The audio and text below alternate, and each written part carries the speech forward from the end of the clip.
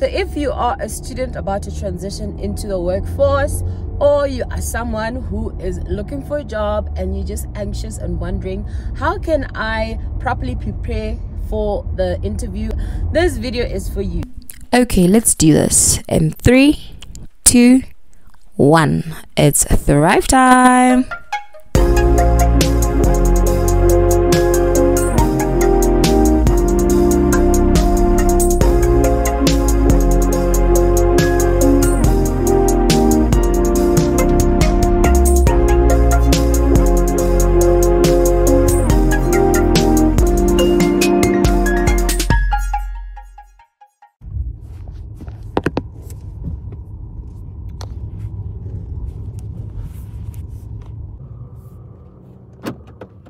Good morning, beautiful people. Yeah, get changed. Sharp. Yeah, sharp. Ayapa. Yeah, sharp.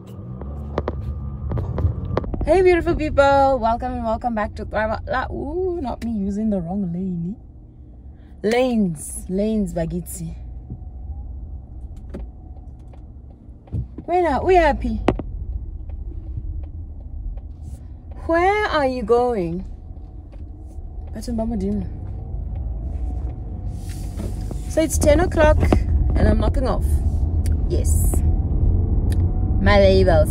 So I got another question. I love these questions. Please keep them coming. I got another question from one of my faves.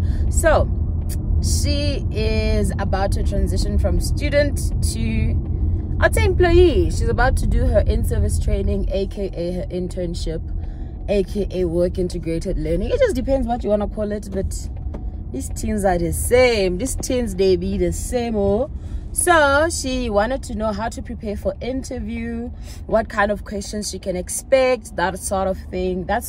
So that's what I'm here to talk about today.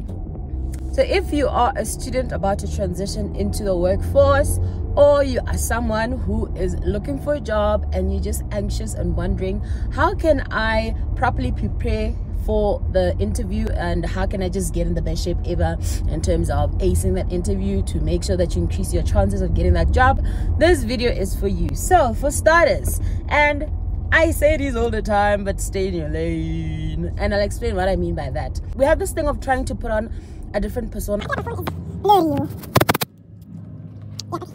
As humans, I think we have this thing of trying to put on a different persona based on the people you'll be interacting with or whatever it is that you'll be doing. For instance, when you're with your friends and when you're in class and when you're with your parents and when you're with maybe church mates, all four of those people, it's 4 in 1. You are different with all of those, and I know sometimes you just need to alter how you behave and whatnot based on who you are, but staying in your lane and just knowing that there is no better person to serve the person you're interacting with than yourself. I say stay in your lane because you might try to act like something you're not. You might try to act or put on an act. You might try to pretend like you're someone that you're not, and that might just put you under fire in the end. Okay, so be yourself. The very first and very best thing, one of the best advices I can give to you is be yourself going into that interview.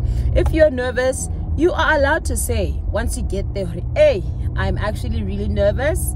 That is actually okay. It doesn't take away your chances from getting the job or not. It just says to them, you are open, you know how to communicate, and you own your shit. You own your feelings like a whole badass baby. Okay, this thing is burning me. Right. Number 2, I might lose count at some point, but number 2, make sure everything checks out. Okay, whatever's on your CV should be the truth.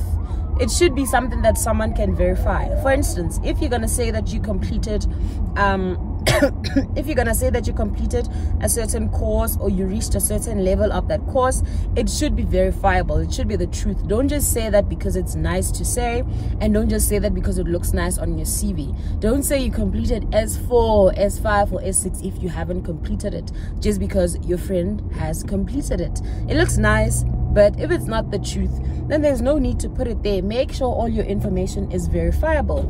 Next, your CV on its own. I feel like this should be a video on its own, or a young workshop. Maybe I should host a young workshop for my youngings on how to compile a CV that wins. Compile a winning CV, and how you do that is by making sure that you remove all of that fluff, all of that unnecessary stuff that is in your CV.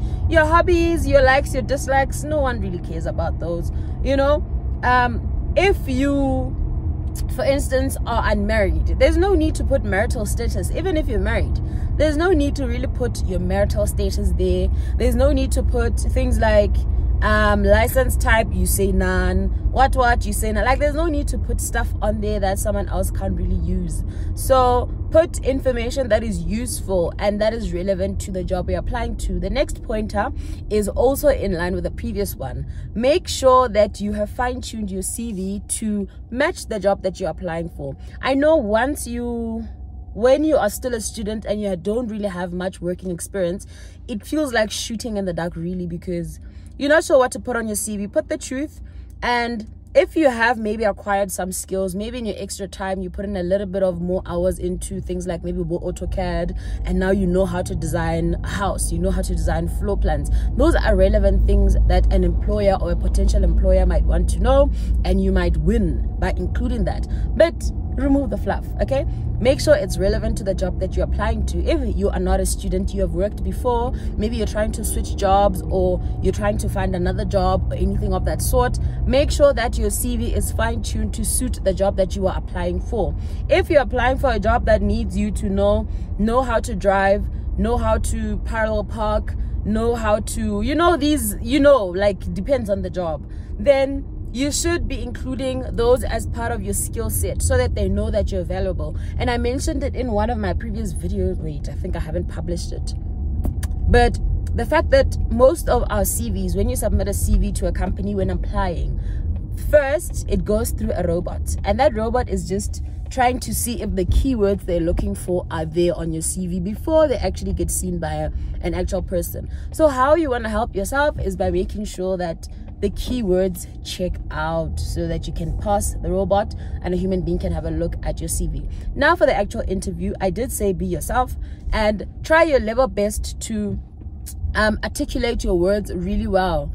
If you are a person who speaks like this and you mumble and people can't really hear what you're saying, then maybe start practicing how to speak like an adult, because you're going into a world where you will now be expected to act like an adult, and part of adulting is speaking like an adult. If you have something to say as an adult, you say it with your chest, and you are gonna need to start saying it at the interview.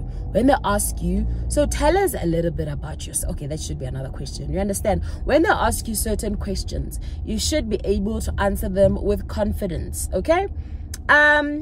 There's the tricky question, tell us about yourself. And this is where it normally all goes blank, berserk on during interviews, because you're not really sure what they're looking for. So potential employers, when they ask you to tell them about yourself, they are looking for are you able to describe yourself in a positive light? Is it full? Ugh, for the love of Christ. They want to see if you're able to articulate yourself in a positive light, okay? They want to see.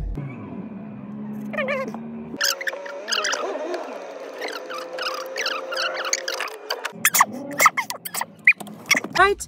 What potential employers are looking for when they ask you that question, they're trying to see if you're able to describe yourself confidently, and they're trying to see if you know your stuff. They're also trying to see if you might be a good fit for them, just culturally wise. Not culture as in where you're from, your race and that sort of thing, but every company has what we call a work culture, and they're just trying to see if they can find somewhere to fit you in based on your personality, based on your strengths and your weaknesses.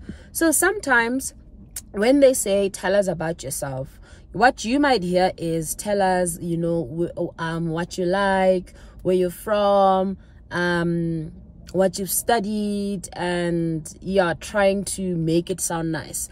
But essentially what they're trying to hear is how you are as a person, how you would maybe describe your previous work experience if you've had any, how you would describe maybe how you handle tough situations and challenges. So it might come as something like, my name is Tsenulo Masilela. I am a 28-year-old young lady from a small town in Limpopo. I've completed my national diploma in civil engineering. I furthered into a BTech in structural engineering. I have about 7 years of experience within the consulting space and about 3 years of experience within the construction, and my duties ranged from ABCD to ABCD. And then then you take it from there. You just tailor make it to suit whatever it is that you're looking for and whatever it is that you're trying to do. But essentially they're just trying to see, how do you describe yourself, where you've been, where you're going, what your goals are. So in that whole speech, you might also include that I have an interest in pursuing ABCD. If you one day want to maybe pursue a master's or a PhD in this,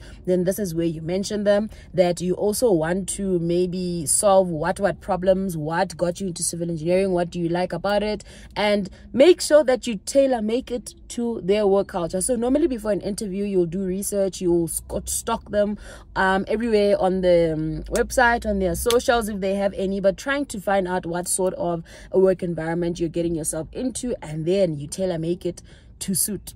Then if they've mentioned something like they are a vibrant, proudly South African company that vouches for women empowerment or what, then you figure that in somewhere, okay?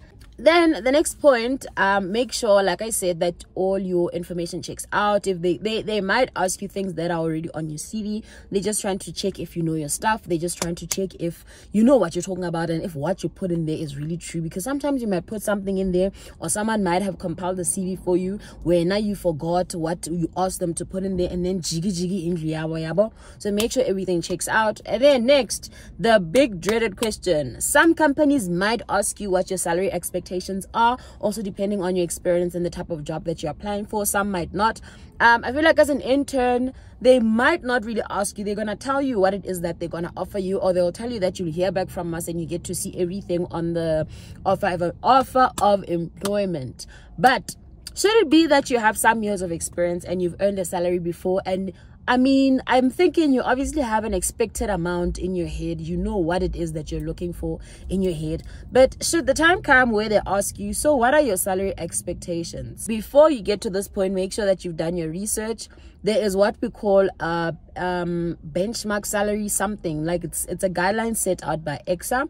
You can also do research by asking some people in your industry. You can also do research by just checking on sites like Indeed. I forgot the other one, but it normally shows like the salary range for such a thing.